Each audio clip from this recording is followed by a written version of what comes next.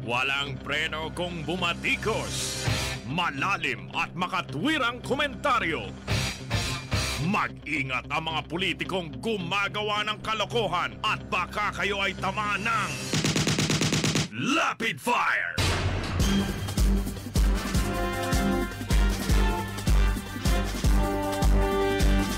Si Ka-Percy Lapid bumabanat.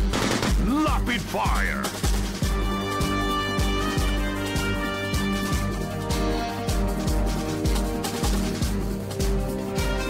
Umpisa na po ng takutan. At unang dumanas po ng pananakot itong artista, celebrity na si Liza Soberano. Siya po ay tinakot ng isang pinagbantaan ng isang general ng Armed Forces of the Philippines pa ba yan?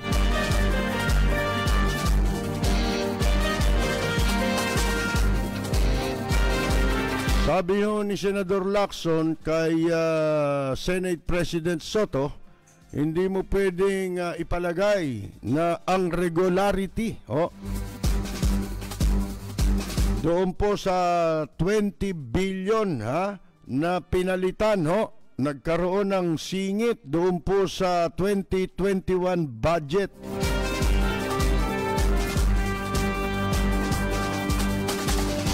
At nabuko ang isang mambabatas, mga kaibigan, sa Kamara na planong maglagay ng illegal insertion. Magsingit, booking. Alam nyo kung magkano singit ng damuho? 4.7 billion sa budget.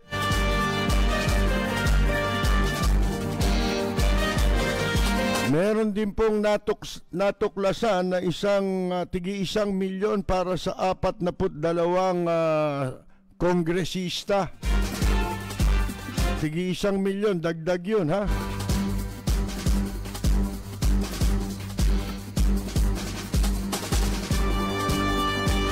Ipinababasura po itong retirement age requirements sa Philippine Retirement Authority.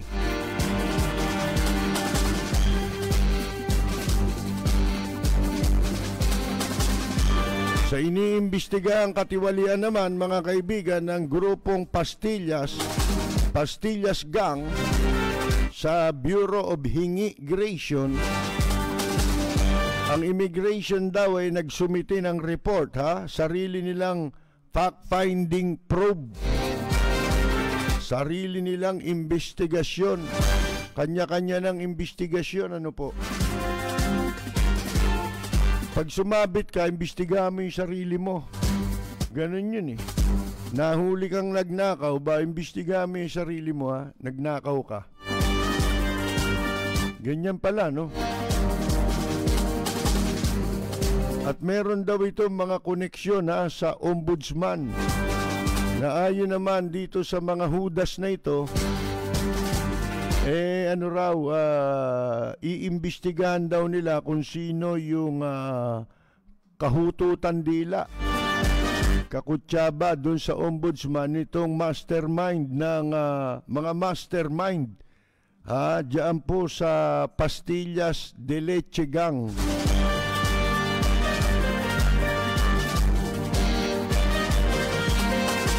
Ang isang kahindik-hindik na balita mukhang suportado na.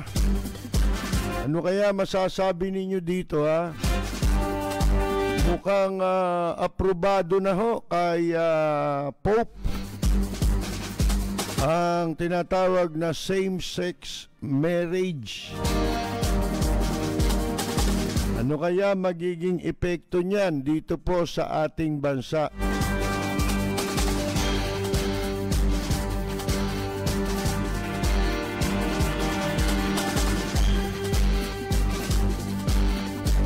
Si Ka-Percy Lapid bumabanat.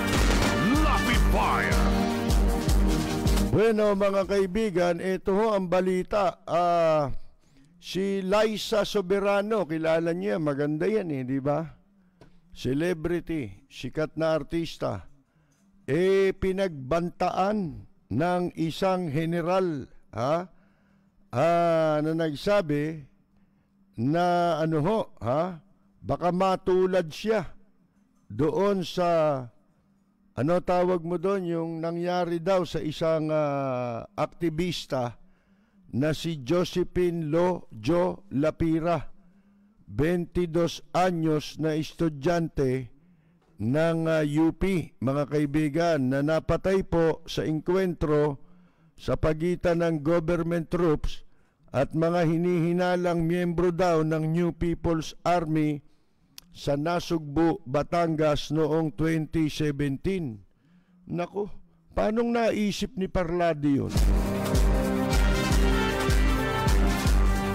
Yan ang hirap Who will police the police? Diba may kasabihan tayo, who will police the police? Paano pag ang pulis o kaya otoridad na ang lumalabag sa batas, tahasan, at gumagawa na ng mga labag sa batas? Yung pananalita, meron pananalitang labag sa batas, di ba? Mga kaibigan sino ang huhuli sa kanila? Ang sagot naman nila dyan, what are we in power for? What are we in power for? 4 o'clock. Parang when it rains, it's pour. Naku po, mga kaibigan, ito ho ang balita ngayon, mainit na pinag-uusapan po ito. Isang senior military general, sabi ko na sa inyo, nung simula ito, di ba, nagsalita ng laban sa China ito? Sabi ko, ano sabi natin? Naku, hindi agad ako maniniwala. Bagamat, nung nagsalita siya laban sa pananakop ng inchik dito sa Pilipinas, mga kaibigan, sa mga teritoryo ng Pilipinas, abay, pinalakpakan natin, pero anong sabi natin, may pasubali Ang sabi ko, mahirap nang magtiwala ngayon di ba? Mahirap nang maglagak ng tiwala dito sa mga nasa gobyerno natin ngayon. Ganyan na wala ang kredibilidad ng gobyerno Kasi po, madalas tayong nabibigo, hindi ba? Kapag may gumawa ng mabuti, na-overwhelm tayo na nadadaig tayo ng ating paghanga, hindi ba? Ang ating sarili. At dahil sa sobrang paghanga, mga kaibigan, dadating yung oras, pagsisisihan mo yung paghanga mo. Ito na nga po nangyari. Isang military general ang nagsabi dito kay Liza Soberano sa pamamagitan ng kanyang post sa social media na bawiin ang suporta nito sa grupo ng mga kababaihan na ang organisasyon po ay tinatawag na Gabriela. At binalaan na siya ay matutulad na mapatay doon po sa nabanggit natin kanina na isang aktivista na si Josephine Jo Lapira, 22 anyos. Teka muna, paano itong naisip ito nitong general na ito? At inilagay niya ito sa kanyang Facebook page.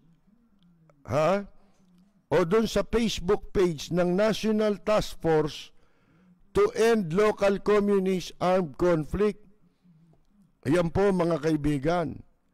Anong pumasok sa utak nitong general na ito, mga kaibigan, para sabihin niya yan? Sipin mo yan, tahasan. Walang gatol. At kanina parang idinidepensa niya pa eh. Yung ginawa niyang pananakot o kay imbes na ipaliwanag niya na medyo nagkamali lang ng siguro kayo ng interpretasyon, hindi ba?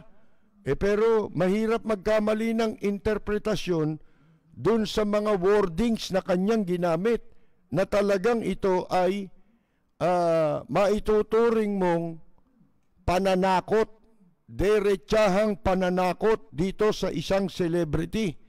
At hindi lang pala si Liza Soberano ang kanyang pinagbantaan, kundi pati yung Miss Universe natin na si Catriona Gray, mga kaibigan. Arang ang tingin nila sa mga taong ito ay mga kuwan daw, mga terorista. Sipin mo, MPA. Meron daw po palang isang okasyon yata na naanyayahan si Liza Soberano bilang tagapagsalita. At yun ay okasyon ng grupong Gabriela. Abay, kailan pa naging masama yung magtalumpati ka doon sa harap ng grupo ng mga organisasyon o kaya mga organisasyon. At saka nakalimutan yata nitong general na ito ang batas. Alam mo ninyo, wala namang wala namang kasi tinuturing nga na ito'y mga lefties, hindi ba? Ito mga organisasyon na yan. Nandun na tayo, leftist sila. Alam nyo, ang nakakasama, kaya dumadami tuloy yung mga ganyan, mga kaibigan. Dahil na rin sa gobyerno eh. Gobyerno ang nagtutulak sa kanila dyan eh. Mga kaibigan eh. Hindi ba? Kaya yung mga yan, sinasabi nila na dumadami raw yung bilang, maraming nare-recruit. Paano hindi sisimpatya yan kung ang pamamalakad ng gobyerno hindi naman tama? Hindi ba? Unang-una, nakalimutan yata ni Parlade na ang ideology ng komunista dito sa Pilipinas illegal. Mga kaibigan, hindi naman illegal yan eh. Ang illegal dito, yung ikaw, humawak ng armas, at lumabang ka sa pamahalaan. Bakit? Lumabang ba sa pamahalaan nitong si Liza Soberano? Ano ba pangalan?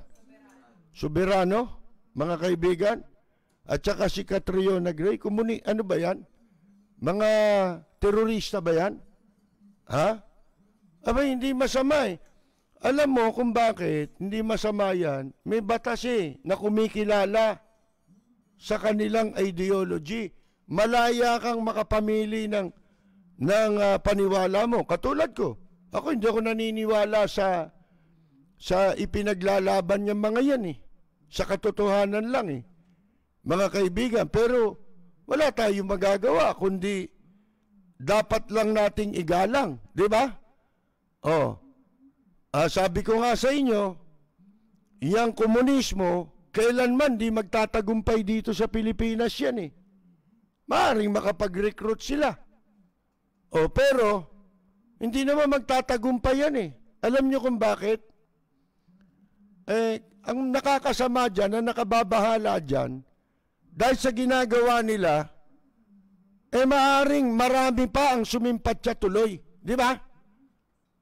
Dahil sa ginagawa nitong mga ganitong klase ng tao na nasa Armed Forces of the Philippines. Galit pala kayo sa komunista.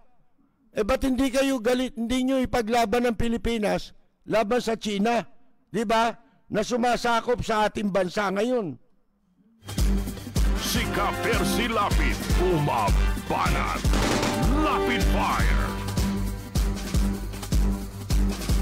Sabi niya, she is merely supporting advocacy.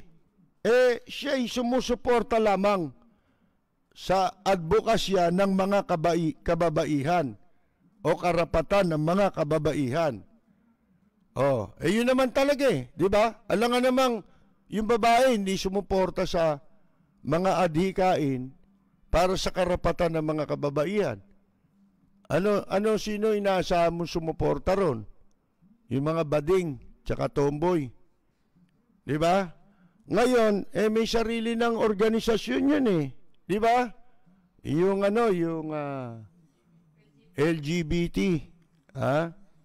Ang sabi pa ni Parlade, ito basahin natin. She has to be protected. Kailangan daw siya maprotektahan in the exercise of her rights sa kanyang karapatan. Is she an NPA? No.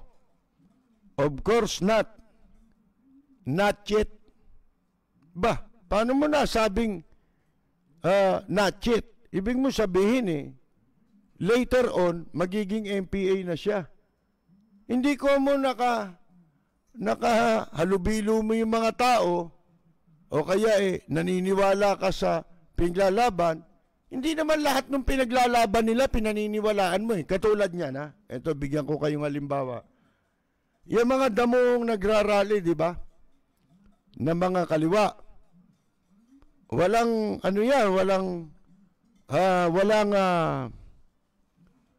ginawa yan kundi mag-rally sa embassy ng Amerika. Di ba? Yung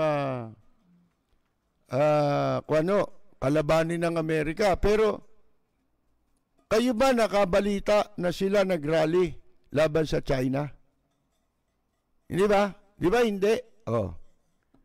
Nilalabanan nila dahil nakikialam. Pero yung pananakop ng China sa Pilipinas, hindi nila pinaglalaban. Di ba?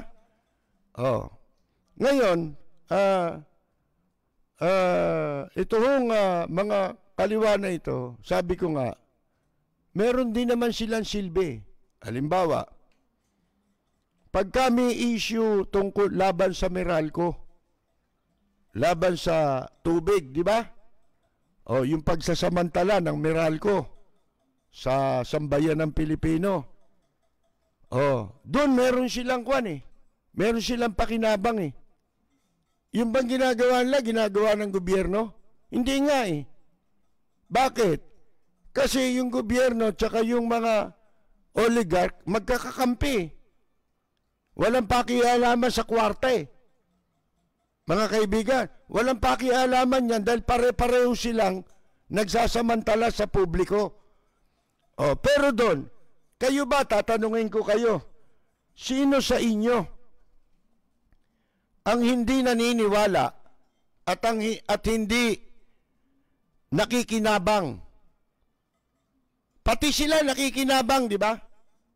Kasi sila man nagbabayad din ng kuryente. Maliban na lang, kung pati kuryente nila sa bahay, pinapapasa nila sa taong bayan sa pamamagitan ng pera ng gobyerno.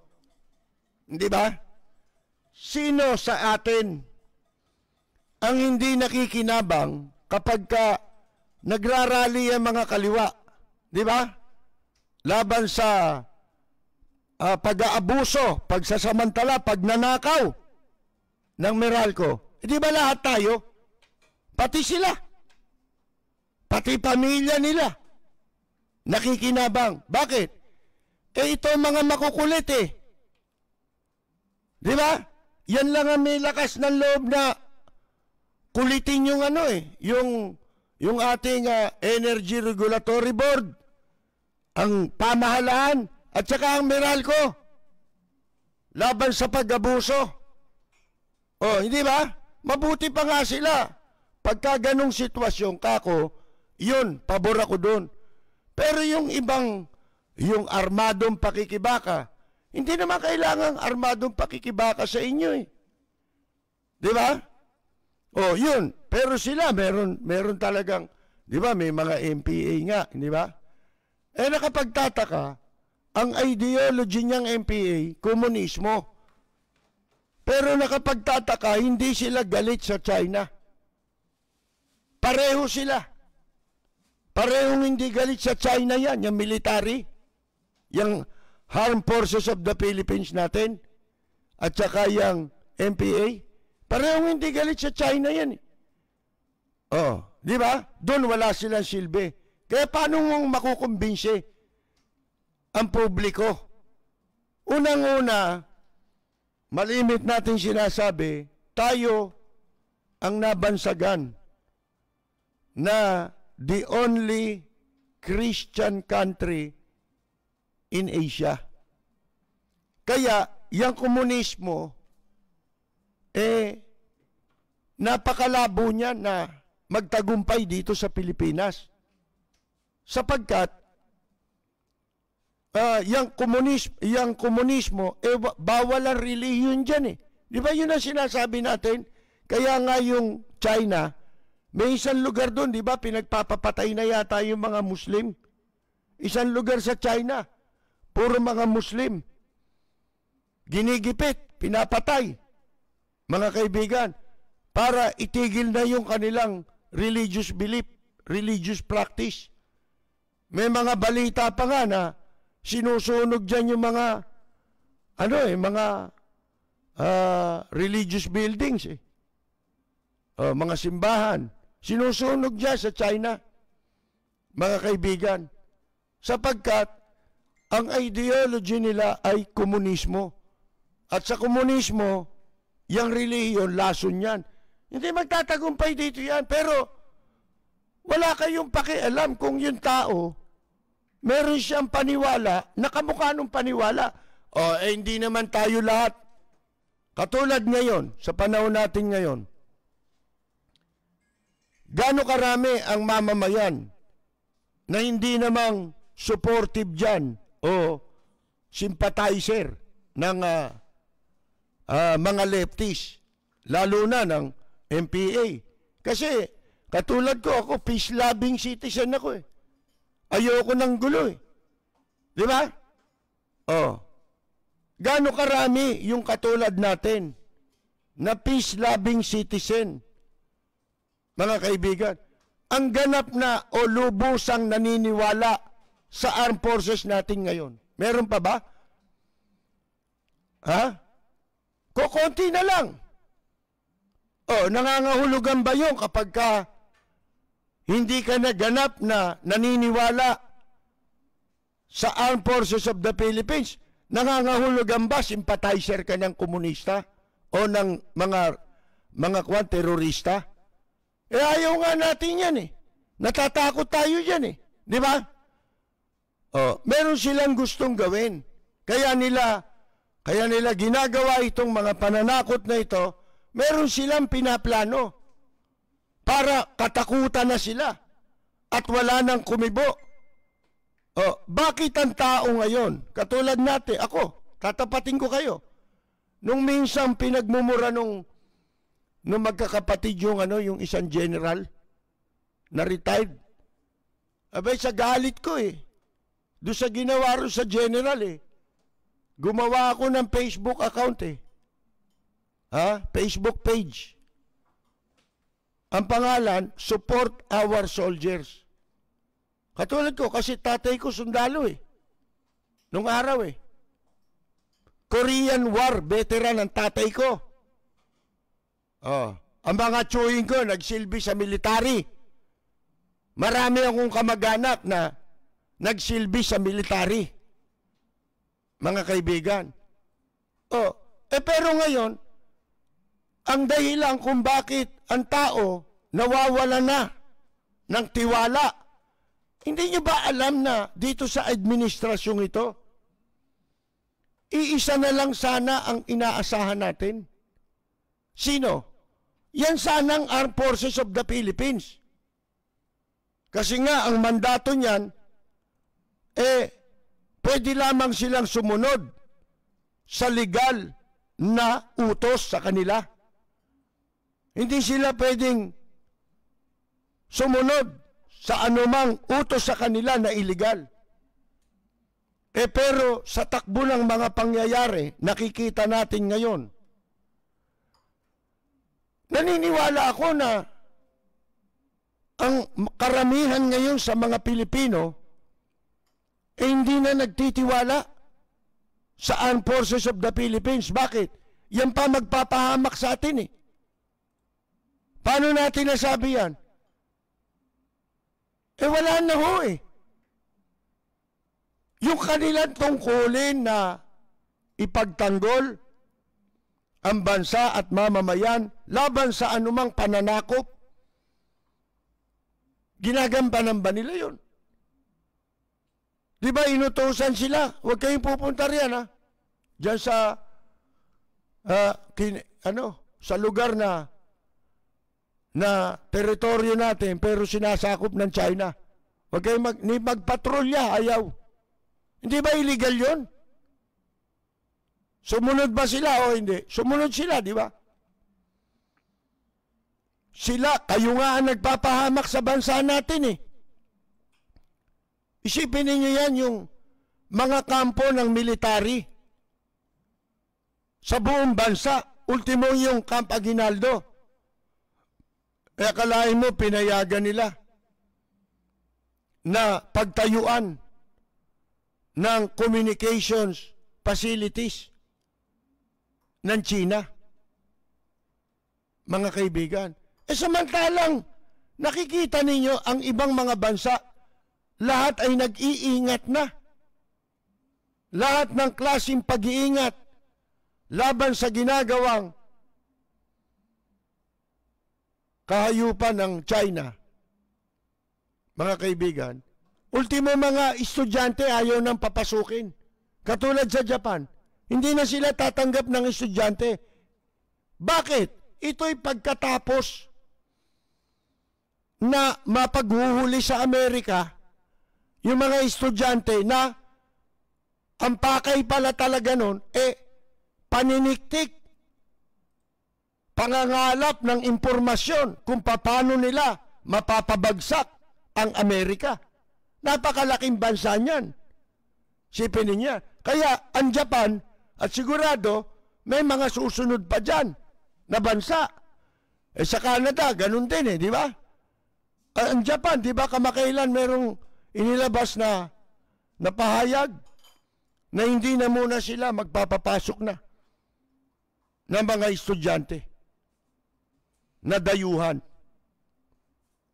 Kasi ang China pwedeng gumamit ng ibang tao yan Lalo kung ang tao kukunin nila sa Pilipinas, ang daming taksil sa bansa natin ngayon. Ang daming traidor sa sarili nilang bansa ngayon. Kaya hindi man sila i-single out mo man ang China, huwag mo papapasukin yan na estudyante dito. Pagbawal mo. Ano gagawin niya? Madaling-madali Kukuha ko ng mga Pilipinong taksil sa bayan nila. Yung mga traidor sa bayan nila. Babayaran ko lang yan. Yan ang gagamitin ko para kumalap ng impormasyon. O kaya, hindi po pwede yan Hindi ba? Meron tayong mga hindi dapat na ipinapaalam. Kung sa publiko nga, hindi mo dapat ipaalam Basta't involving national security. Di ba? Ginagamit ko pang example dito yung aming ipinanalong kaso nung araw. Tungkol sa access to public records ng mamamayan dahil dun sa kasong yon niliwanag ng Korte Suprema. Tama kami sa aming ipinaglaban. Gusto naming makakuha ng dokumento sa GSIS.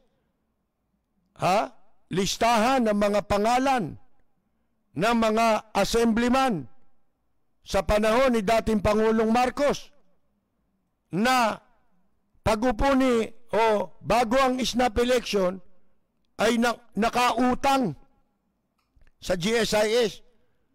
Ayaw kaming bigyan ng GSIS ng kopya.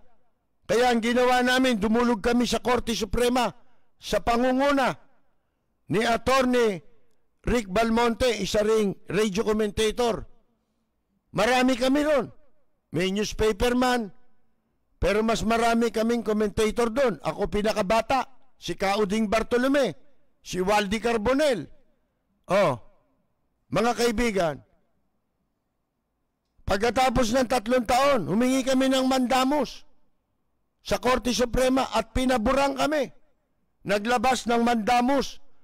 Ang Korte Suprema inuutusan ang GSIS na ilabas ang dokumento sapagkat yan ay karapatan ng mamamayan, lalo na, sabi ng Korte Suprema, ang mga media practitioner, sapagkat yan ay kailangan nila sa pagtupad ng kanilang tungkulin bilang mga mamamahayag.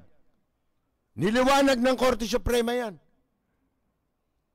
Pero, merong pasubali doon sa desisyon na yon. Niliwanag din yon ng Korte Suprema. Ano ang pasubali doon? Lahat ng dokumento pwedeng magkaroon ng karapatan ang mamamayan at ang mga nasa media.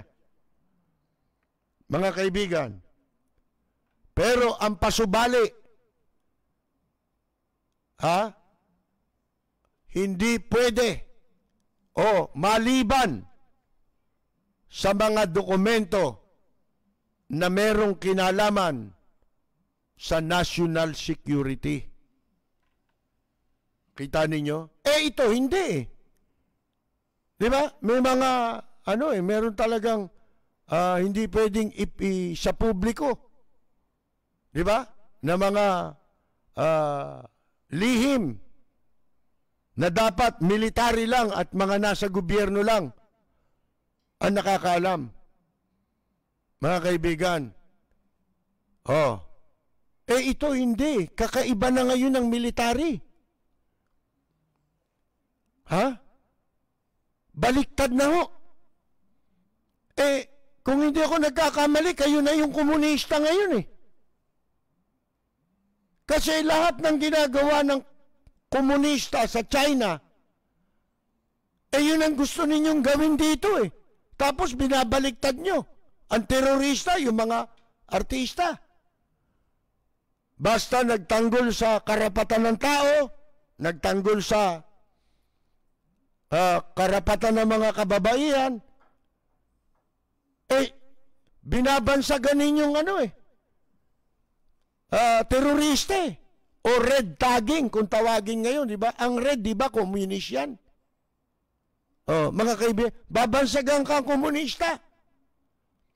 Hindi ko lang napanood ng buo kanina Siguro, baka bukas, nasa pahayagan na yan, meron ng mga nagsasalita ngayon abogado tungkol dun sa implementing rules and regulation na inilabas ng pamahalaan sa pangunguna ng Department of Justice.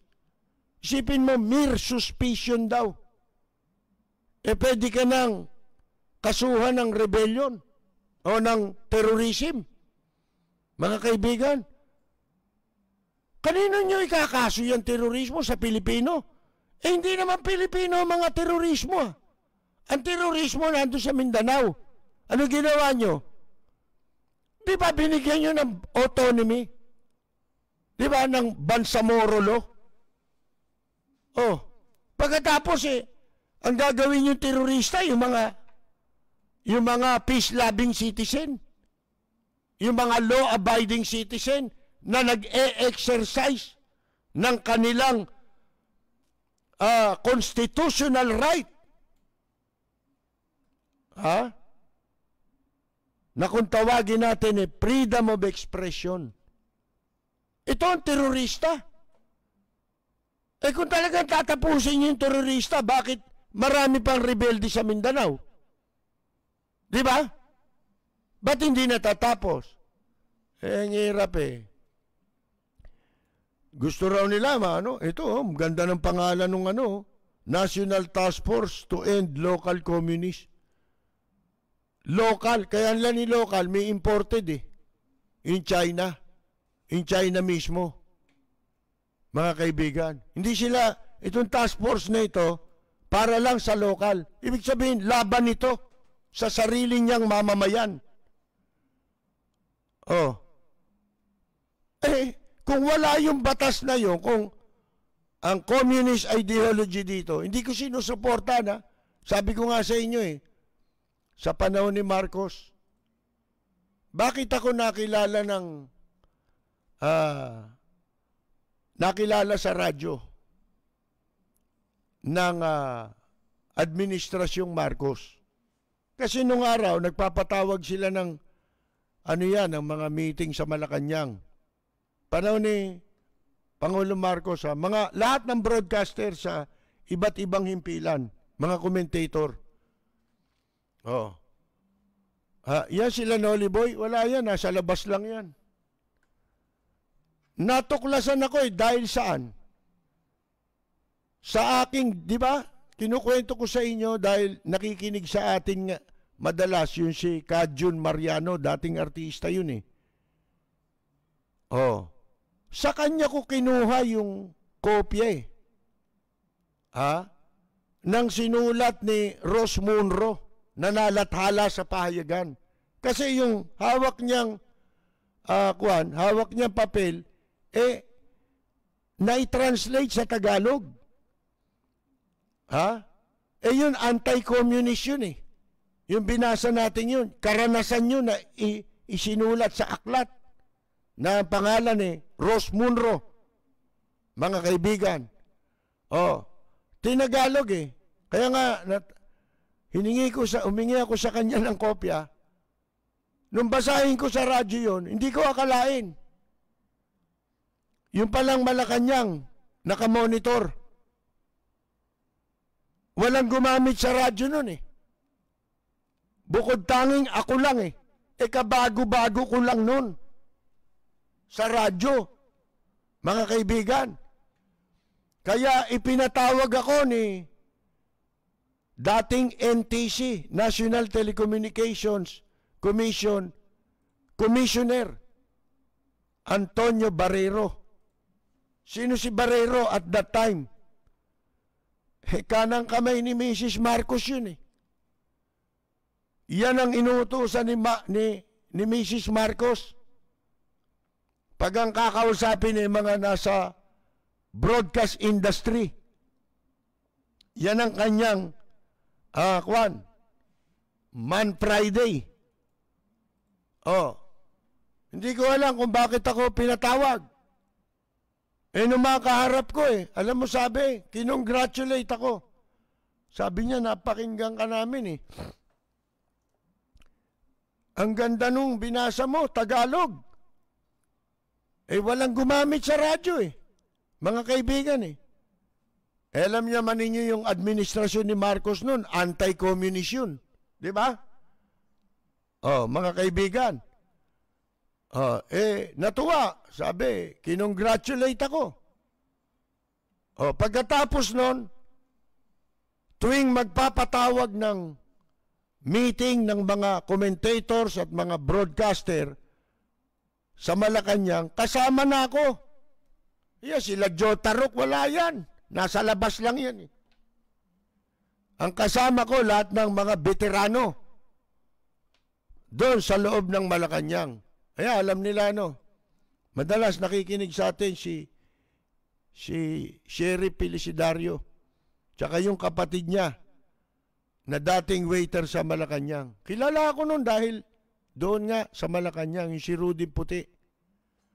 Mga kaibigan. Kaya wala tayong magagawa kasi nung nawala si Marcos, na-legalize itong ideology na ito. Panahon ni Marcos, bawal talaga yan. Bawal mong ituro yan, idoktrina yan. Bawal yan. Ngayon hindi. Ano katunayan mo? Bakit mo sasabihin, not yet, NPA? Hindi nga NPA, pero not yet. Sipin mo yun. Pagkatapos, sabi niya, Liza Soberano, ayan dinidirekta niya yung tao. There's still a chance to abdicate that group. Ako hindi ko nasubaybayan kung ano ang dahilan. Ito yata si Liza Soberano, may mga sinasabing laban sa maling ginagawa sa gobyerno, pinupunan niya. Oh. Pero, mga kaibigan, freedom of speech niya yun eh. May freedom siya eh. Bakit? Sino kayong mananakot ng ganyan basta-basta? Hindi ba? Bakit nyo ginagawa yan? Yan ba gusto ng incheck? Yan ba utos sa inyo ng incheck? Ng China? Sabi niya, there's still a chance to abdicate that group. If you don't, you will suffer. Ayan, tinan mo. May chance ka pa na talikuran, abdicate the group. Kung hindi, sabi, sasapitin mo yung sinapit ni Josephine Ann Lapira. Matakin mo yung sabihin mo, pinatay pala ito. Itong Josephine na ito. Napatay ito. Bakit mapapatay doon? Hindi naman underground yan si Lisa Soberano. Di ba? Tsaka si Catriona Gray. Catriona Gray, tinitingalaya sa buong mundo. Sino ka? Ano ka ba? Nagpapasiklab? Gusto mo sumikat? Sa kapinsalaan ng ibang tao? Yung hindi ba terorismo yan, yung ginagawa nitong si General? Hindi ba yan ang terorismo? Hindi ba ang terorismo, pananakot yan? Nag-ahasi ka ng takot? Di ba? Sana kung ang matatakot dyan, ito lang mga ito eh. Siyempre yung publiko, maalarma yan. Anong kasalanan nito? Mga magnanakaw nga eh. Nakasama nyo sa gobyerno eh. Hindi ba? Walang puknat eh. Hindi nyo nasasawata eh. Yan ang talagang terorista, yung Congress. Terorista ng pondo yan eh. Gaano karaming sanggulang pinatay niyan? Namatay sa gutom. Tingnan niyo, pinagpaparti-partihan lang ang pera ng taong bayan. Sila-sila lang ang naghahati-hati. Hindi ba itong ginawang ito mismo ni Parlade, ito ay, yan ay terorismo. Yan ang terorismo. Tapos baliktad, sasabihin mo, terorista, yung nagsalita, naging guest speaker. Lintik po mga kaibigan. Kayo ang pabrika ng ng terorista eh.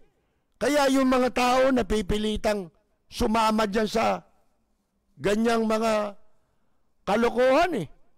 Hindi ba? Sapagkat dahil sa ginagawa ninyo. Mga kaibigan, hindi yan ang terorista. May terorista ba sexy? Ang gaganda niyan.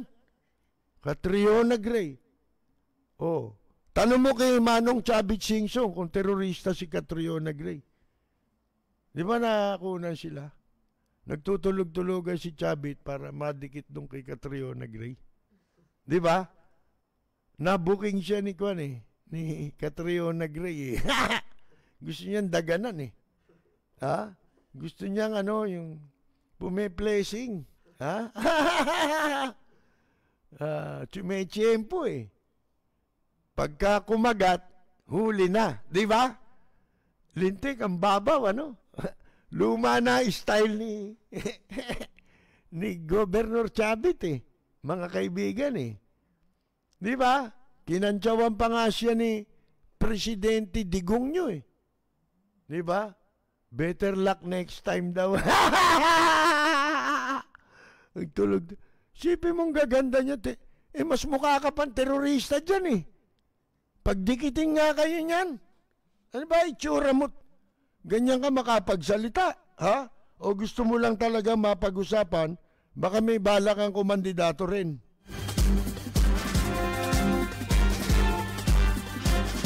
Tumatalakay sa maiinit na isyu ng bayan. Bumabatikos, bumabanat, walang takot na nagsisiwalat sa maling gawain ng mga taong gobyerno. Nagseserbisyo publiko.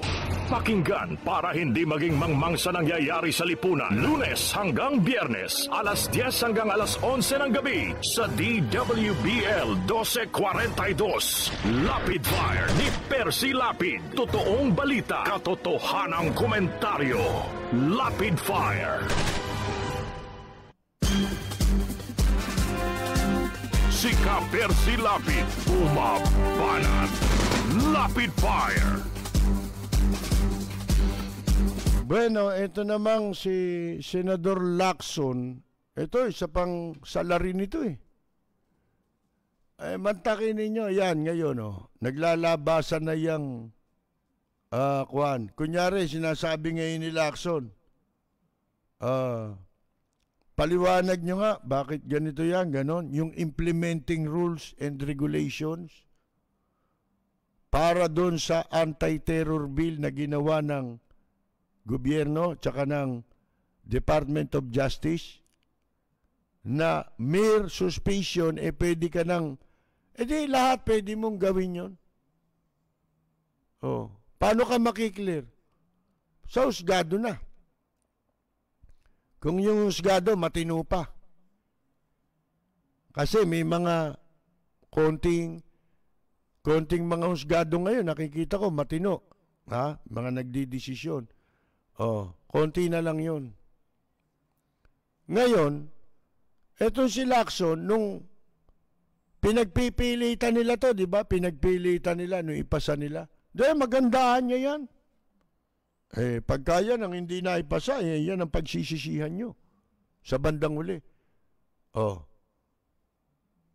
Di kasama sila sa gumawa ng kalukuhang ito. Ngayon, lahat ng klaseng panganib nakaamba na. Diyan sa anti-terror law na yan. At doon sa implementing rules, kung paano, yung mechanics, kung paano nila i-implement. Sila rin eh. Sipin mo, yung bumubuo na magsasabing ililista ka ron, Malacanang din yun eh. Mga kaibigan eh. Pagkatapos, may Court of Appeals daw. Siguro, doon magpapa-issue ng warrant. Sino ba nagsabing nagalit dyan sa Court of Appeals? Di ba si Presidente Digong nyo? Nung bago siyang upo? Ayoko yung mga TRO dyan, binibenta raw yung TRO sa Court of Appeals. Tapos yun ang pagagawin nila. Di siyempre, alam nyo na kung ano mangyayari. Di ba? Mga kaibigan. Ang sabi ni Lacson dito, ito naman tungkol sa budget. Ang sinasabi niya, taliwas daw sa paniwala o pananaw nitong si Senate President Vicente Soto III. Ang sabi ni Lacson, there cannot be a presumption of regularity. Ibig sabihin, hindi mo pwedeng ipalagay na tama yung legal yung yung ipinasang batas. May issue kasi ngayon. Ang issue dyan sa budget, sinalamang ka yung budget. Merong violation sa Constitution. Yung pinasa ng Kamara. Kasi pagkatapos ng ipasa nila, ipapasa nila yan sa Senado, di ba? Ngayon, nirikisa, isa-isang pinag-aaralan nila ngayon yan, binabasa nila. At nakita na ron, nitong si Lacson, na merong 20 billion worth na ang tawag institutional amendments na inaprobahan ng isang maliit na committee ng House of Representatives sa panukalang 2021 national budget. Iginigiit ni Lacson na ang pag-amyenda pagkatapos na ang panukala ay maipasa na o maaprubahan na sa third and final reading. Yun yung third and final reading. Halimbawa, naipasa na. Pagkatapos, at saka sila gumawa ng amendments. Ipinasa muna nila. Tapos, saka nila kinargahan. Saka nila ginawa yung mga pagbabago. Labag sa konstitusyon. Mga kaibigan. Hindi ba kaya nga may first reading, second reading, third reading, yun yung final? Bakit meron ng prosesong yun? Para mabusisi ng mga mambabatas kung lahat yun ay talagang tama nakalagay doon. Lahat ng budget ng mga, kaya nga naghihiring pa yan eh. Di ba? May mga department hearing yan, o lahat ng opisina ng gobyerno. Naghihiring yan. Kanya-kanyang araw yan. Kung DFA ngayon, ibang araw naman DOLE, ganun yan eh. Di ba? Dahil bawat department, merong budget yan na hinihingi para sa susunod na taon. Mga kaibigan, ano ang purpose nung investigation, yung hearing, budget hearing? Pagdinig yun eh. Tatanungin ka ron. Uusisain sa'yo, para saan tong budget na to? Bakit napakalaki naman ito? Ano ba itong ipagagawa ninyo? At merong mga reading na sinasabi para nga po mabusisi ng gusto. Mahimay nila. Kung lahat ng nakasaad na pondo ron ay legal. Ngayon, bago mo yun aprobahan, bago aprobahan ng buong kapulungan ng Kongreso, ng Kamara, ang ginawa nila, inaprobahan agad, nagpasikla, kailangan magpasiklab kay Presidente Digong nyo, di ba? Si Velasco. Approve! Kaya ko yan. Yan. Kasi, nagmamadali si Digong nyo eh. Malaking pera yan, baka ano yan laki nang hinihingi pa naman ng military dyan. Natawa ko, may nabasa ko, budget daw. Ang laki, ibibili raw ng aeroplano. Alam niyo bibilin? Tora-tora. Mga kaibigan, yung ginamit sa tora-tora, wala na nun eh. Bulok na yun eh. Kung ilang 100 milyon yata, o bilyon, ipambibili ng tora-tora. Mga kaibigan, C-130. Ngayon, ito ang ginawa nitong mga tulisan sa Kamara, itong mga buwayang ito, ang ginawa nila ay inaprobahan pagkatapos tsaka sila nagsingit. Tsaka nila sinalamangka. Yung mga pondo, kasi nabuko na yung kay Cayetano eh, di ba? Ang ginawa nila para makinabang pa rin sila doon sa pondo, katunayan, di naman nabago yung presyo eh. Yung halaga nung budget sa 2021 eh. Di ibig sabihin, nandun pa rin yung mga pork barrel. Ngayon, yung sa kay Cayetano, nabuko na yun.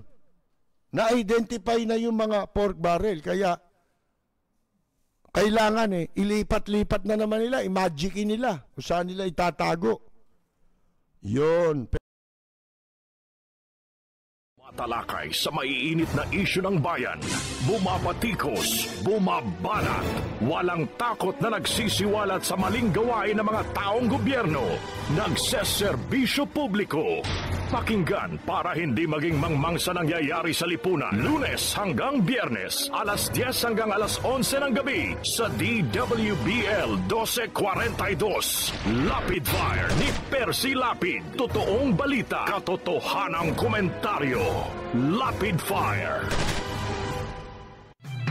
Mula sa top-rated music station ng dekada 80, ang WBL tuloy na naglilingkod sa inyo sa pamamagitan ng magaganda at piling-piling programa. Mula Lunes hanggang Linggo, aaliwin kayo ng aming kilalang mga komentarista at public service program. Ito lamang sa himpilan ng DWBL. Lapid at sa mga listeners ngayon, binabati ko ang inyong programang Lapid Fire sa matapang at makatotohanang pagbabalita. Lagi po nating pakinggan ang programang Lapid Fire ni Ka-Percy Lapid.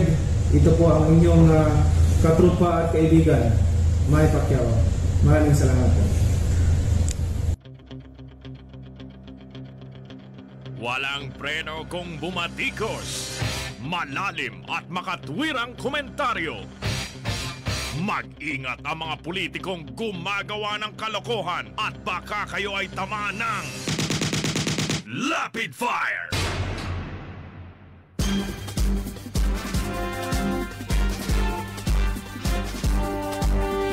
Si Ka-Percy Lapid, bumabanat. Lapid Fire!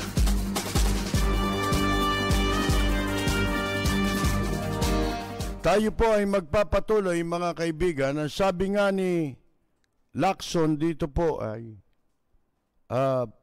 in violation of the Constitution. Labag sa saligang batas yung ginawa ng Kamara dun sa budget. Paano nga aprobahan ng Senado yan? Kaya yung sinasabi naman ni Tito Soto na sa kanya katanggap-tanggap yun, katanggap-tanggap sa kanya yung labag sa konstitusyon. Kaya wala na eh. Siran-sira na ang rule of law, mga kaibigan. Siran-sira na. Sipin nyo, hindi na nasusunod yung konstitusyon. Para saan yan? Ano yan? Kung sino mauupo sa Pilipinas, yun ang konstitusyon. Anong katarantaduhan yun? Hindi ba, ang sabi nga, we are a government of laws and not of men. Para kay Soto, yung ginawa ng Kamara, katanggap-tanggap na yun. Pwede. Kahit labag sa konstitusyon. Yun ang sinasabi ni Lacson. That is unconstitutional. So to say that there's presumption of regularity, I think, is misplaced because if that is the output of the small committee and they will include these amendments in the USB drive that they will transmit to us on October 28, sa October 28 pala ipadadala. Pero pinag-aaralan na ni Lacson yung kopya na nakuha niya sa Kamara. Mga kaibigan, sipin ninyo yan, inaprobahan at saka dinoktor. Sinalamang ka. Sabi pa ni Lacson, we cannot presume regularity. With all due respect to my Senate President.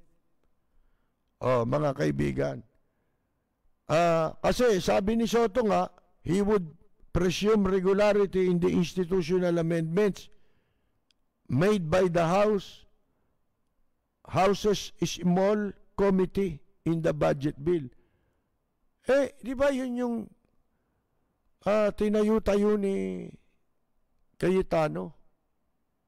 Yung mga small committee, si Cayetano gumawa nun eh. Tapos yun din ang ginawa nitong pumalit sa kanya. Mga kaibigan, ipinagpatuloy lang. Sabi ko nga sa inyo dito ang corruption, bakit hindi nasusugpo?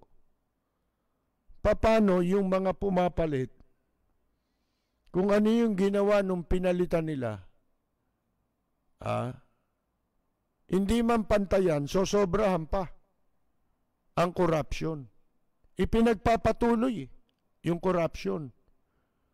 Sabi ni Lacson, if it is based on unconstitutional act, kung yan ay nakabase sa labag sa konstitusyon, then we cannot presume regularity. Tama naman yun, mga kaibigan. At ang Senado, mag-uumpisa raw ang deliberation sa inaprobahang budget ng Kamara sa November. Ito isa sa mga nabuko. Si Kwan, yung isang congressman, si Senior Deputy Speaker na si Doy Liatchon ang pangalan nito.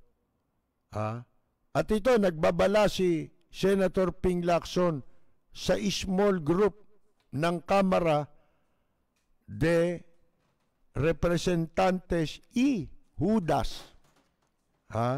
Buti pa nung panahon ng Panginoong Jesucristo, isa lamang ang Judas dun Dito, ang daming Judas dito, mga kaibigan. Babala ni Lacson na patuloy pa din sa pagbabago ng 2021 sa kabila ng pagkakapasa na nito sa third and final reading. Ibig sabihin, pagka itutuloy ni Lacson ito, hindi maaaprobahan yan. Hindi rin matatapos yung 2021 budget. Dahil pag yan, hindi natapos ng December, end of December, ang mangyayari po, baliwala na yung budget na yan. Ang gagamitin mong budget, mabuti pa yun. Yung para sa taong ito. Kung ano yung naging budget ngayong 2020, yun din ang magiging halaga. Mas mabuti-buti na to kasi nadagdagan itong itong budget na ito, laki ng idinagdag dito. Nananakawin. Mga kaibigan, isa sa mga walang humpay sa pagbabago sa budget ay ang bagong talagang Deputy Speaker nga na si Doy Liatchon.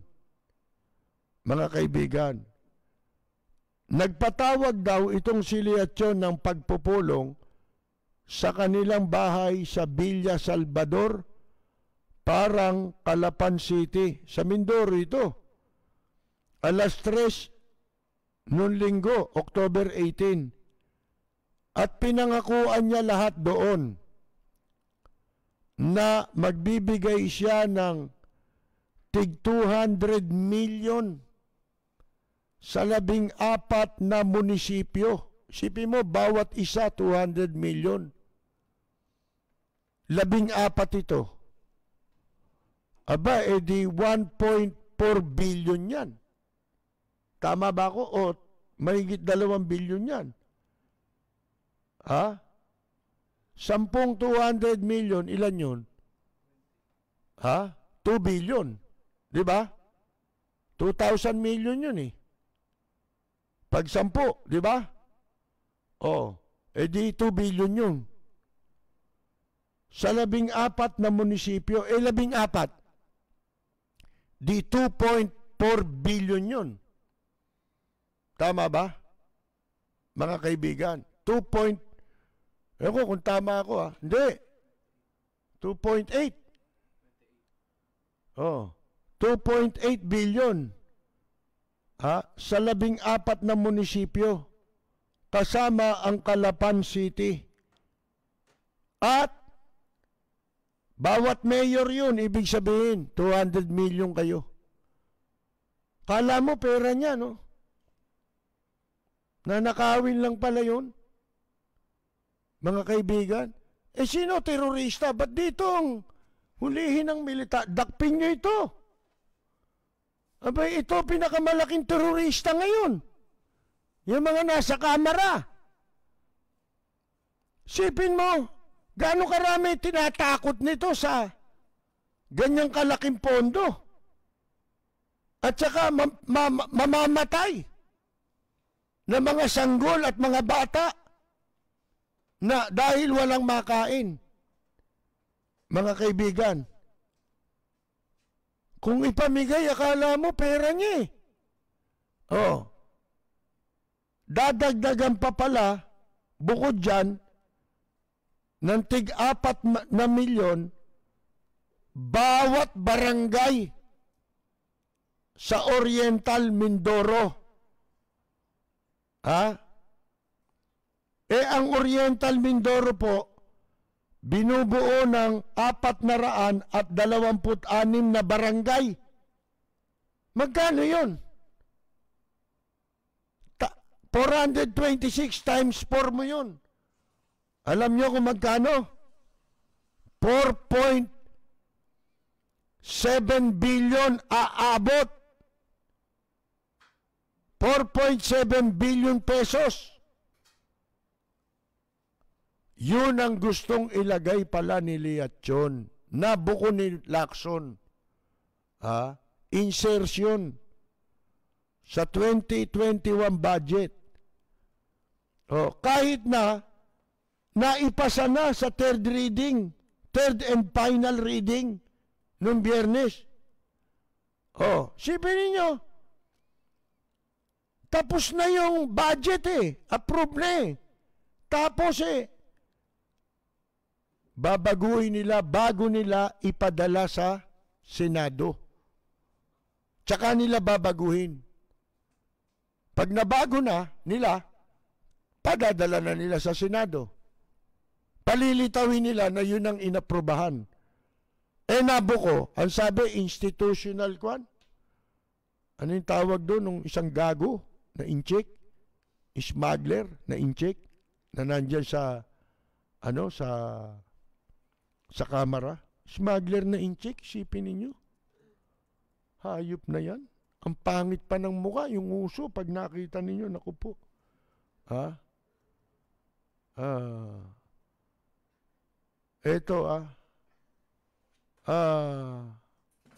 Pursigidong makapagpalagay daw, makapagsalaksak, dapat yun ang tawag dito, insertion, si Liatchon sa budget.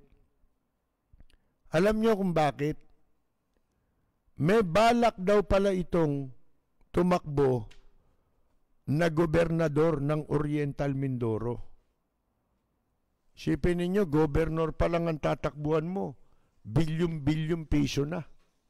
Paano kung senador at presidente ang tatakbuhan mo? Kaya, pag mayor ka ng Maynila, ganun din. Di ba? Pero, lintik naman ang mga local official ngayon. Popondohan niya ng mga negosyante. Ganito kalaki. Hindi naman lahat yung ginagastos nila. Tinatago na nila. Diba? Dadaanin ka na lang sa tapik sa balikat. Tatapik-tapikin ka na lang sa balikat. Kumusta? Bata. Ayan po, mga kaibigan. Pag-eleksyon, puro tapik sa balikat ang aabuti ng tao rito. Yung pera, tatago nila. Kung magpapamigay si Liatchon, doon sa 14 na munisipalidad, 200 milyon o 15 mayor, 3 bilyon pala yun.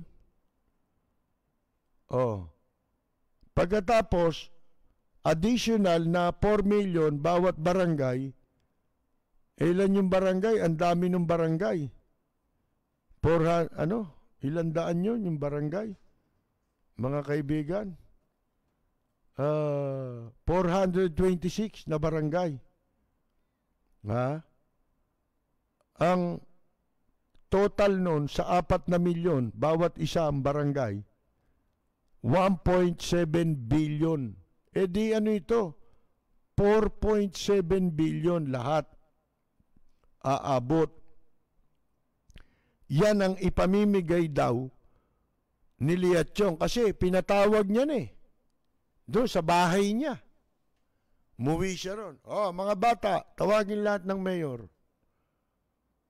Oh, tapos, mga barangay, tawagin lahat yan. Kayo, ay bibigyan ko, kayong mga mayor, tigto 200 million. Ako, gobernur. Alam ko, may binibigyan pa silang iba dyan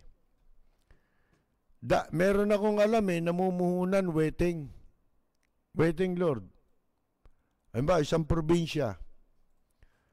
Ito, kandidato. Ang usapan dyan ganito. Yung gambling Lord, may tao yun makikipag-usap sa gusto nilang kumbinsihin. Magkano bang kailangan nyo? Basta ang iboboto nyo mula gobernur hanggang konsihal sa ticket ko, lahat kasama. Ito 1 bilyon. Probinsya lang yan at hindi pa yan buong mamamayan. Meron silang ganyang lakad. Ito direkta. Pinapangako ni Liatchon doon sa meeting sa bahay niya. Bibigyan niya ng tig 200 million, 14 o 15 mayor yan, 3 bilyon. Pagkatapos, bawat barangay captain, 4 na milyon. Kaya lahat-lahat aabot sa 4.7 billion pesos ang kanilang kailangang ipamigay at isalaksak na insertion ni Liatchon sa national budget. Sipin ninyo, nanakawin sa budget para siya maging gobernur. Hayop kayo. Pinamadadali na ngayon itong budget na ito dahil kailangan nito raw ng taong bayan. Ayon kay Pangulong Digong nyo, di ba? Mukhang nagmamadali din ang mga tauhan ni Velasco na makapaglagay ng illegal insertion dito. Ito ang dapat ngayon na mabantayan ng mga senador at ni Pangulong Digong nyo. Ayon kay Senator Ping Lacson, ang anumang pagbabago pa sa budget matapos itong maipasa sa third and final reading ay labag sa konstitusyon. Sa Article 6, Section 26, Paragraph 2 ng 1987 Constitution, it is unequivocally clear, maliwanag, regardless of where the amendments will come from. Wala namang sinasabi ang konstitusyon na pag naghahabol ng errata, ayun, yun ang tinawag yun ang ginamit na paliwanag ng isang nagmamagaling ngayon na akala mo kung sino, smuggler naman. Smuggler sa custom. Kaya yung mga taga-custom, bata niya ngayon lahat Tanong nyo kay Eric Yap kung totoo yan. Mga kaibigan, dyan naghihimod ng tumbong lahat yan ngayon, eto ang sabi, wala namang banggit ang konstitusyon na pag naghahabol ng errata. Halimbawa, naaprobahan na. Kung ano man yung mga pagkakamali ron, hindi mo na pwedeng baguhin yun. Inaprobahan yun Yun ang nasa saligang batas. Pagkatapos, dahil tapos na sa inyo, kailangan dalhin na ninyo yan sa Senado. Hindi tsaka sila nagdoktor. Ang tawag nila errata. Errata, erratum, di ba? Pagkakamali, di ba? Oh. Hindi ito aplikable, sabi ni Lacson. Upon the last reading of a bill, no amendment thereto shall be allowed. And the vote thereon shall be taken immediately thereafter. And the yeas and nays entered in the journal. Kasi may journal yan eh. Lahat ng balitaktakan dyan, nakarecord sa journal. Di ba? Nire-record yan sa journal. Ngayon, tinetape yan eh, di ba? Nakatape yan. Nakarecord yan. Oh. Tapos papalitan mo. Mga kaibigan, di labag sa ano yun, batas yun. Konstitusyon pa yan. Oh. Di dapat pala masibak lahat sa pwesto yan. Di ba? Dahil binabastardize nila yung konstitusyon natin. Binababoy nila. Mga kaibigan, tinatarantado. Ginagawan dekorasyon ng konstitusyon. Ang nasusunod sila sa gusto nilang mangyari. Lintik din po ito si Liatyon, ano? Ang laking, yung palang pagtakbo niya, isasandal niya yung pondo na gagamitin sa taong bayan. Kukunin ang pera sa taong bayan. Mga kaibigan, di parang pinaghati-hatian nila yung ninakaw, di ba? Nakaw yan eh. Oh, di ba sabi ng Korte Suprema, any form ng pork barrel is illegal. Unconstitutional. Mga kaibigan. Pagkat wala silang mandate na magkaroon ng pondo.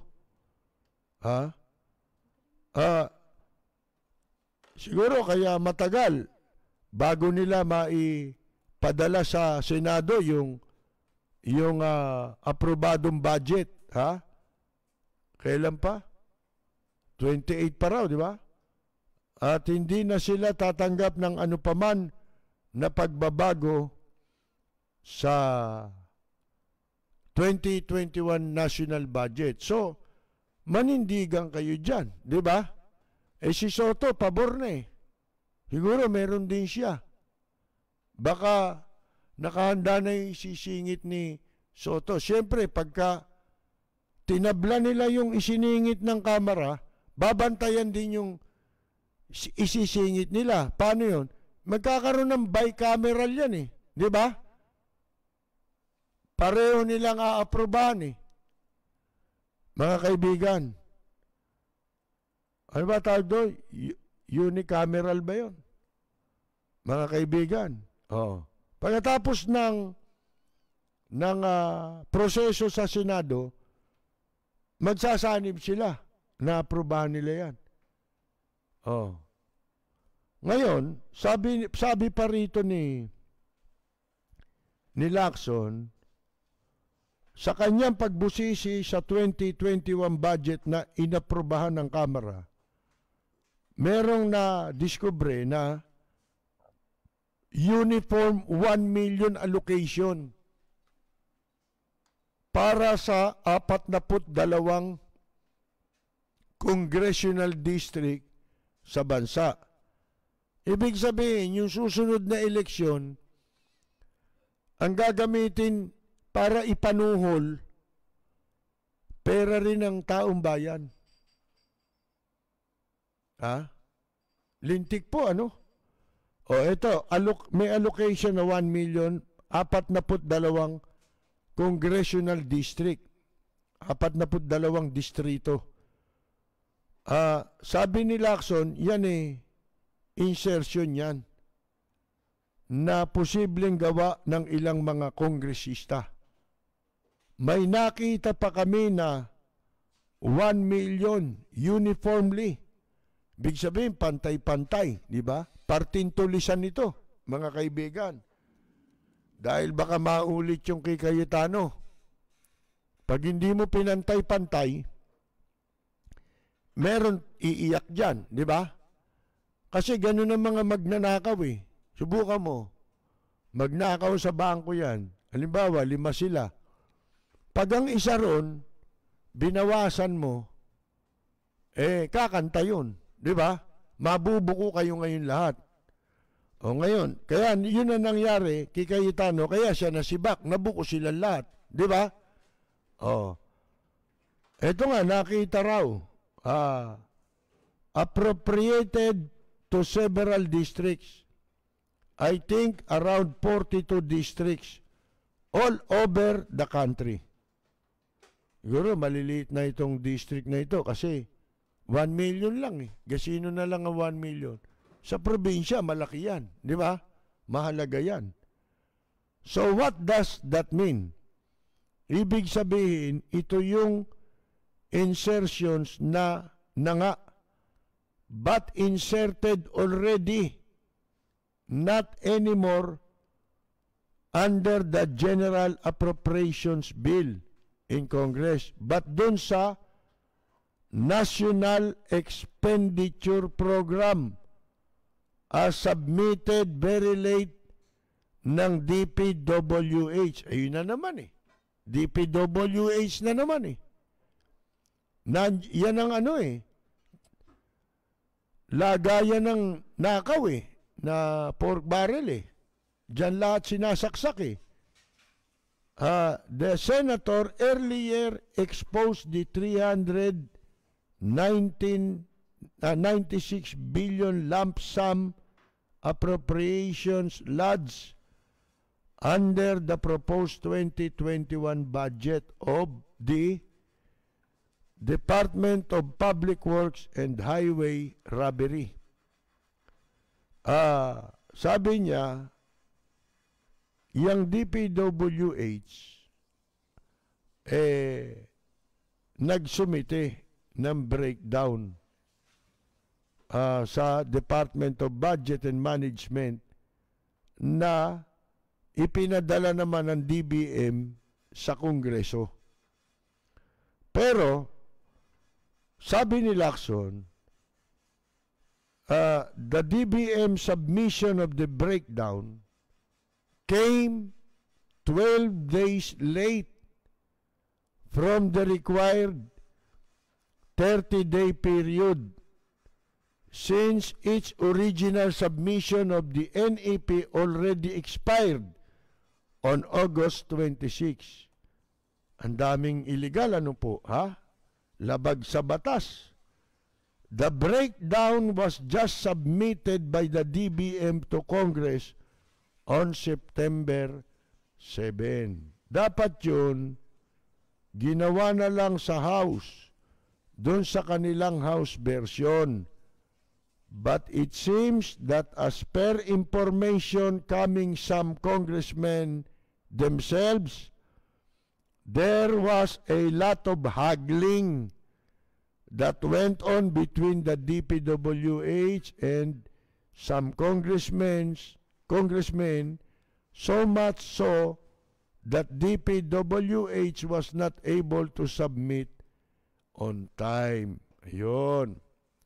So, following that assumption na merong haggling, galing na nga talaga sa mga congressmen yung breakdown na sinabmit ng DPWH na nag-increase nga yung mga local projects, especially multi-purpose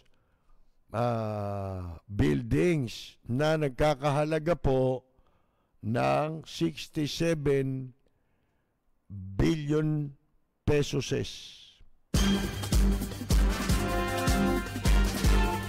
Si Ka-Percy Lapid, Banat, Lapid Fire.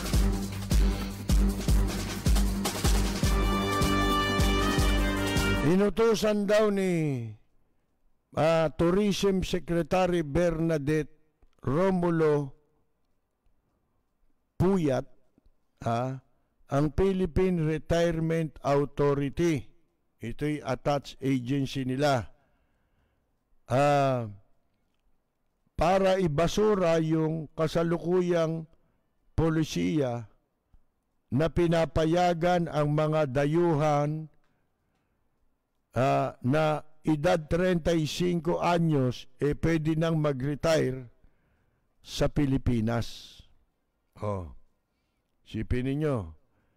Talaga naman dapat ibasura yan eh. Unang-una, dapat questioning yan eh. Diba? Sapagkat, ina-undermine nito. Binabaliwala nitong PRA. Isang policy lang yan eh. Papel lang yan, susulat lang. Sinulat lang nila sa papel yan eh. Na pwede ka na magretiro kung dayuhan ka, meron ka $50,000,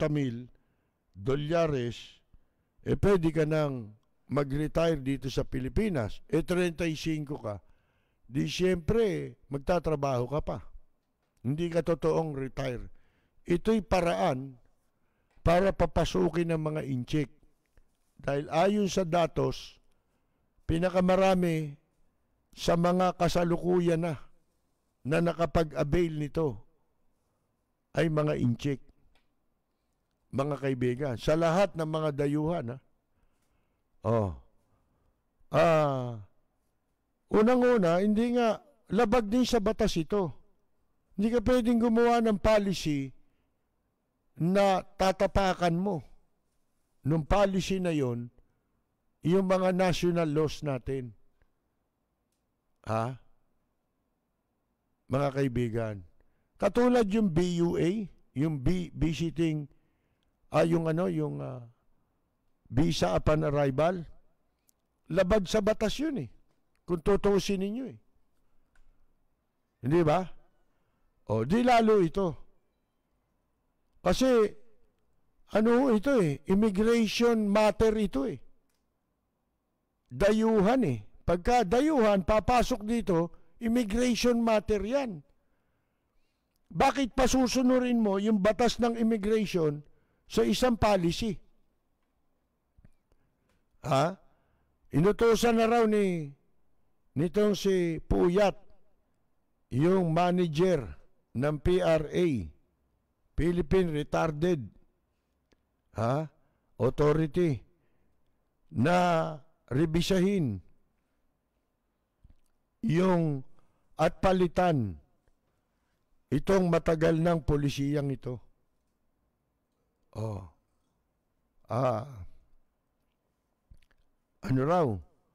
Agad daw nilang papalitan yan. Hindi, dapat huwag kayong makialam dyan. Ipaubaya nyo ang proseso sa Department of Justice. Kung meron tayong programang ganyan, magpapapasok kayo. Dapat yan, Department of Justice.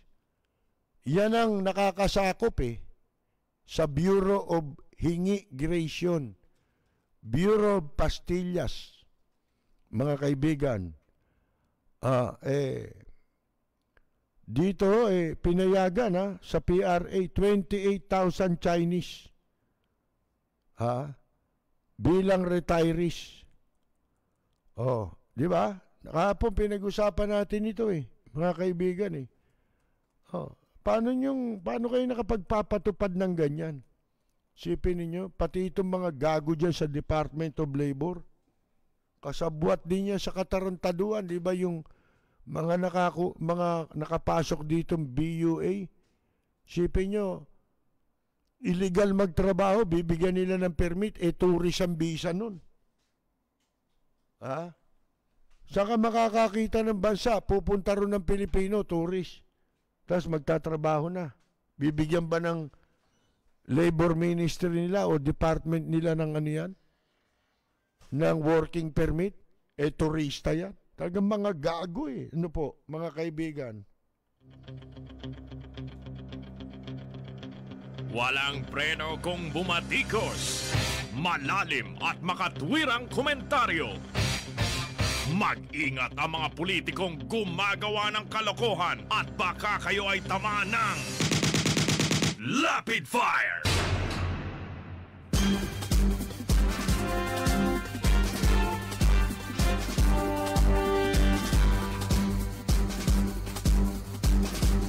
Ito raw fact-finding committee ng Bureau of Immigration ay kanilang inimbestigahan yung mga deklarasyon, wealth declaration. Ibig sabihin ito, yung ano yan, yung SALN, di ba? Ng kanila mga empleyadong naakusahan na sangkot sa pastillas scheme. At pati na yung lifestyles, kung para makita kung sila ay namumuhay ng higit sa kanilang kinikita, mga kaibigan. Ano ito? Yung lifestyle ng mga government worker, itutugma mo siyempre sa kita nila. Halimbawa, napansin mo, kaya mahalaga yung SALN tsaka yung lifestyle check. Mahalaga yan tulad niya, madidiscover mo, merong mga sports car. Diba? Mercedes-Benz. Sports car, mga latest model. Mustang. Mga kaibigan. Tapos may Ferrari. Diba? Paano ma-afford yan ng isang karaniwang empleyado? Mga kaibigan. Na kumikita ng 30,000 isang buwan. Halimbawa. Paano niya ma-afford yun? Bumili. Imposible, di ba? Maliban na mayaman siya. Kung ako, mayaman ako, ba't ako tatrabaho sa gobyerno? Mayaman na pala ako. Kasi kaya sila pumapasok sa gobyerno, kahit mayaman na sila, kamukha nung hindi totoo yung sinasabi ni Presidente Digong nyo, na pag mayaman, hindi magnanakaw. Mali ka, maling-mali ka. Ano yung palusot mo yun? Sapagkat ang katotohanan, kaya yung mga yan, kahit mayaman ay nandiyan sa gobyerno, para lalo sila yumaman. Yun ang katotohanan, mga kaibigan. Lalo na kung ang paglaban sa katiwalian sa bunganga lang. At hanggang ngayon, wala ka nakita. Ninademanda, wala. Sipin mo sasandali pa lang sila noon sa gobyerno, di ba? Nagputo ka na katiwalian. Ang dami na. Sunod-sunod yan. Ano sinabi? Protektado sila Hindi niya. Ilang beses na niya sinasabi, hindi magnanakaw yan. Si Duque raw, hindi magnanakaw yan Dahil mayaman daw yan kaya nga sila pumupunta sa gobyerno Dahil yan ang lalong mas mabilis na magpapalaki pa ng yaman nila. Mabilis dyan mga kaibigan kung business mo, katulad ni Duque, mga clinic, mga may diagnostic center, mga ganon. Pagtatrabahuan mo yun, yayaman ka, pero hindi bigla. Dito, isang sipa lang yan, isang kickback, isang sipang patalikod lang yan. Isang pirma lang, ballpen lang yan. Mga kaibigan, bilyon-bilyon. Parang PhilHealth, napagkakasya nila sa bulsa nila yung buong PhilHealth.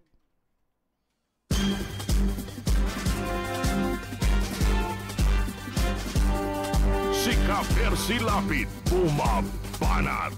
Lapid Fire.